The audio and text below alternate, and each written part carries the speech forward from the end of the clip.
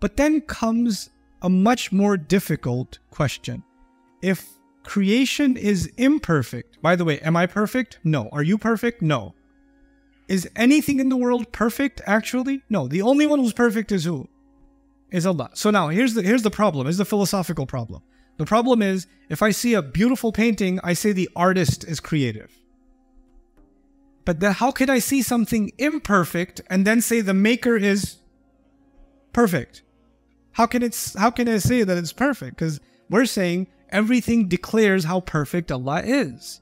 But everything itself is not perfect. So how is it an evidence that the maker of it is perfect?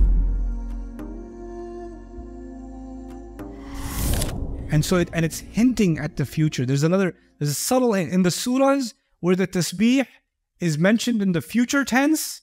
Something in this surah is coming that's going to tie into the future.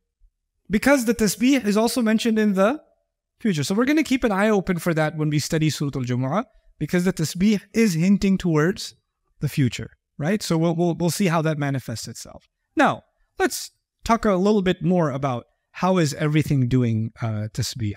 I've given you the basic overview of that. Mufassirun talk about haqiqa and lisanul hal. What does that mean? How can you say the atheist is doing tasbih? How can you say that mushrik is doing tasbih? They're not doing tasbih. How can you say the shayateen are doing tasbih? They're not doing tasbih. How can the Quran say whatever's in the skies and whatever's in the earth is doing tasbih and will continue to do tasbih when the contradiction to that exists? For everyone, believers have always been the minority. Disbelievers have always been the majority. They do the anti-tasbih. So what does this mean? Allah is here referring to lisan al-hal. Lisan al-hal means the way that something is. So let me put that in the simplest way for you. If you see a beautiful painting, doesn't it speak or declare the creativity of the artist? Right? If you see a marvel of engineering, isn't that a statement about the company that made it? Right? So your work speaks for you. You understand that, right? Your work speaks for you. An amazing building speaks for the architect, right? An amazing railroad system or highway system speaks of the government that put it together, or the engineers that put it together, right?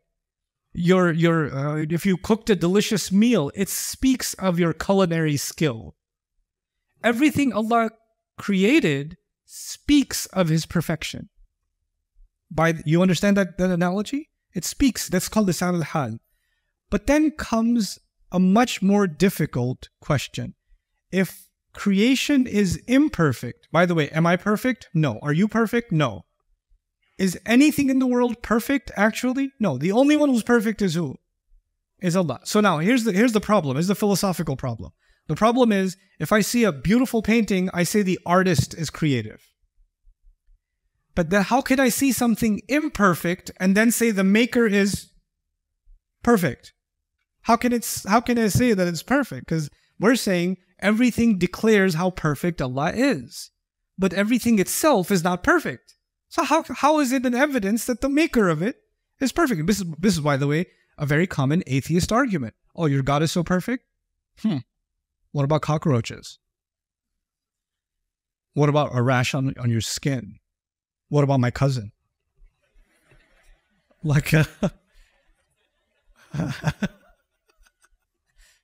God is so perfect. The point is, actually, I was created to live, grow, and then die. To have a life cycle.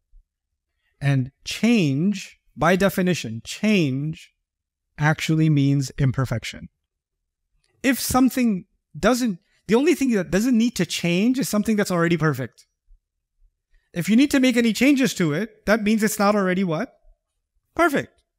Allah designed this universe, everything in it, and one thing that's constant in this universe is what? Change. Movement is change, isn't it? The subatomic particles moving inside every atom are moving, which means their position is what? Changing. Motion is change. Energy is change. All of science is the study of change. Every science is the study of change. History is the study of change. Actually, that's all we study is change. Life itself life is defined by change, and a cell changes, right? Allah designed things to change, but change for a purpose. The change itself is imperfect, but the purpose is perfect. It's not the fact that things are perfect. It's that they were made for a perfect reason. I was perfectly created to be born at this day of this mother, in this family, in this situation, for these years, meet with these people. The plan for all of it is what? Perfect. It's perfect. In fact, that's actually the tasbih. Everything is being done according to a plan. It's the plan of Allah for everything that's actually perfect. And that's the tasbih of Allah, that whatever's in the skies is doing and whatever's in the earth is doing. وَالشَّمْسُ تَجْرِي لِمُسْتَقَرٍّ لَهَا. The sun moves according to an exact schedule and calculation. Why is Allah giving us that analogy? If you realize the sun is so precise, then you will realize everything Allah does is extremely what? Precise. But some things, the precision is easy for you to see. Other things, you can't see the precision, so you call it chaos. When human beings cannot understand a pattern, they call it chaos. Right? And so they say, oh, the universe is in chaos. Well, Allah says, no, it's in order. You just don't have the algorithm figured out. It's a little more advanced for you, so you call it chaos, but actually it's much bigger than you. It's in the ghaib. Okay? Then there's the perfection of the argument of beauty. I've talked about it in Surah Al-Hadid, so I don't want to spend too much time on it here because we have so many other things to talk about, but I'll tell you briefly. Human beings are not created like squirrels or cats or camels or anything else. We don't just survive as a species. This is not even a religious conversation. This is common sense across the board. Doesn't matter what religion somebody comes from. Human beings pursue more than just survival. Isn't that true? I mean, people want to listen to more and more beautiful music, or they want to design more and more beautiful clothes, or taste more and more delicious food, or design more and more beautiful homes. What is the common element between all of these things? For every one of our senses, we want to pursue more and more beauty, isn't it? In fact, even abstract beauty. People, even if it's not physical beauty, you just want to listen to some remarkable poetry or some amazing story, which is abstract beauty. It's just in your mind. But you want to hear it. You want to experience it. Human beings pursue beauty. Do camels pursue beauty? Do squirrels or cockroaches or ants or fish pursue beauty?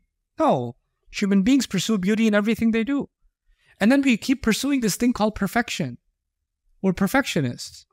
We want something more, and even perfectionists, even down to like, if you're just a gamer sitting there playing whatever, what are you playing nowadays? I don't keep up.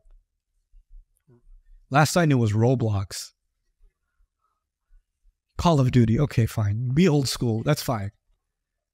If you're playing a video game, if you're a real gamer, you gotta win every medal, finish 100% of the game, do the entire, get every upgrade, because you have this insatiable desire to attain perfection, to get to the most beautiful.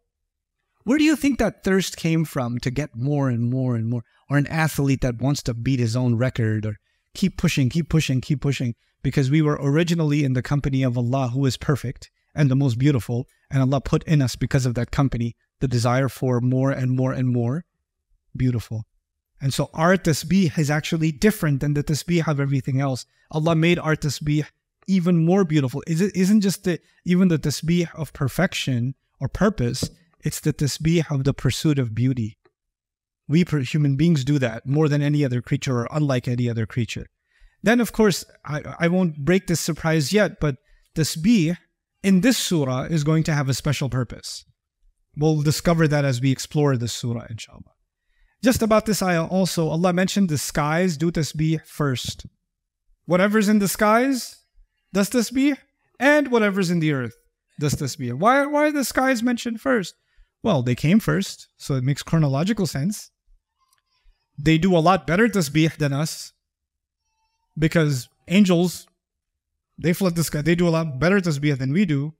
And there's a lot more to the skies than there is to the earth. Quantitatively, it's much, much more. So the greater tasbih is the skies, and then we get to the earth. The word ma is also really cool. I keep translating it as whatever's in the skies and whatever's in the earth. The word whatever creates, I wrote the Arabic word here, al-ibham. Ibham means ambiguity. It's not specific. It's not specific. And that means the way that tasbih happens is not specific, and who's doing tasbih has not been specified. And you don't know, someone who is rebelling against Allah today might be doing tasbih of Allah tomorrow. You don't know. You know, the Umar bin al-Khattab that we knew before Islam and the Umar bin al-Khattab we know after Islam, maybe 5 minutes apart from each other. Before lack of tasbih, after a person of tasbih, right? And then I wrote an Arabic comment here, تقديم الجار والمجرور على الفاعل, which actually means that it is only to Allah that everything does tasbih. Nothing else deserves it. Nothing else is that perfect. What did you learn about tasbih so far? The image I want you to keep in your head. The swimmer that doesn't what? That doesn't submerge. That's the image, yeah? Allah says, Sabbih bismi rabbika al-azim. So Allah says, make the names of Allah, do tasbih with the name of Allah. I want you to understand that concept in a simple formula. We're going to see that soon. One of Allah's names is Al-Malik. What does Al-Malik mean? Anybody? Good, the king. If you talk to anybody and say the king, are they immediately going to think of Allah or going to think of someone else? Someone else. The Arabs of Arabia, when they heard king, is their first thought Allah or is their first thought someone else? Someone else. The holy, Al-Quddus, the holy. They were holy people. They were holy saints. They were holy priests. They were holy institutions. When you hear the word Al-Quddus, the first thing that comes in somebody's mind is Allah or someone else? Someone else. When you say Al-Aziz, the authority can also mean the minister, the governor. Allah or someone else? Someone else. Al-Hakim, the wise. When you say the wise one. And the average human being in the world, you say, I heard the wise one. Or I was reading, I met, or I got to know the wise one. Are they thinking about Allah? Because it must have met some old man. Must have met some author. You understand? These words, the mind goes to someone other than Allah immediately. You understand that, right? Allah chose words, and Allah knows language better than we do. Allah is the creator of language. Allah chose words that take the mind to someone other than Allah. And that's part of the formula. Now I actually have to think about the king and what's behind king? Kingdom. The concept of kingdom. What's behind the holy? The concept of holiness and purity. What's behind the authority? The concept of power and authority. What's behind the wise? The concept of wisdom. I have to think about these concepts and how human beings show these concepts. And then I have to remove all the imperfections that human beings have per concept. And once I remove all of them, the name will have tasbih. Now it's ready for Allah. You understand? So actually, the words as we hear them are imperfect. They're imperfect. Now we have to do the exercise of cleaning them. And what's the exercise of cleaning them called? Tasbih. That's the exercise. So when Allah says, يُسَبِّحُ لِلَّهِ مَا فِي السَّمَاوَاتِ وَمَا فِي الْأَرْضِ الْمَلِكِ الْقُدُّوسِ الْعَزِيزِ الْحَكِيمِ, we're going to try to do tasbih of each one of these names. Because that's what's being demanded of us. You understand? And that's how tasbih works. It's a really beautiful exercise. It's a mental exercise and even a spiritual exercise that we're going to engage in so we can appreciate something really awesome about this opening ayah. Barakallahu li wa lakum. Assalamu alaikum wa rahmatullahi ta'ala wa barakatuh. One time I was giving a khutbah, this guy got a phone call. First row. Okay, if you're going to pick up your phone, at least be in the back row. He's in the first row. Hello, is everything okay? Yeah. How's uncle? Uncle's good. Yeah, over and out. So I get a khutbah. The guy starts doing this, and I was like, in the middle of the khutbah, I was like, I just stopped my khutbah. I was like, this is a really interesting conversation. Let me just finish. So he took a full 90 seconds, finished this conversation. I was like, is uncle okay? He goes, yeah, he's okay. I was like, okay.